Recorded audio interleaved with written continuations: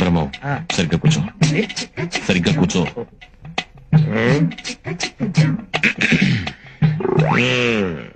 పెళ్లి కూతుర్ని పిలిపించమంటావా? పిలిపించమంటాడు బాబా, అందుకే వచ్చింది. పిలిపించు. అమ్మాయిని ఒకసారి పిలిపించండి. కూర్చోండి, పిల్ల తండ్రి నేను ఉన్నానుగా, పిలుస్తాను. అమ్మా, రాజన్న వచ్చినాడు, పెళ్లి కొడుకు రాంబ్రహ్మ వచ్చినాడు, వాళ్ళ సైడ్ బంధువులు అందరూ వచ్చినారు. ఒక్కసారి వచ్చిపోమ్మా మెరుపుతీగా. బావా, పెళ్లి కూతురు నిన్ను చూసావా?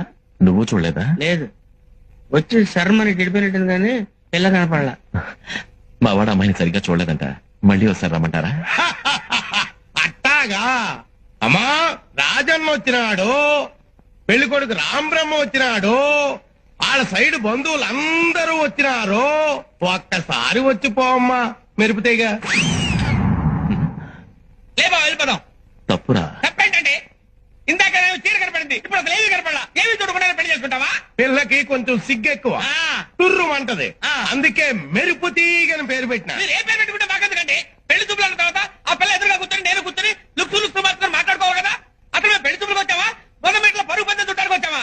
బ్రహ్మం అరవకు, ఒక్కసారి అమ్మాయిని నిదానంగా రమ్మనండి.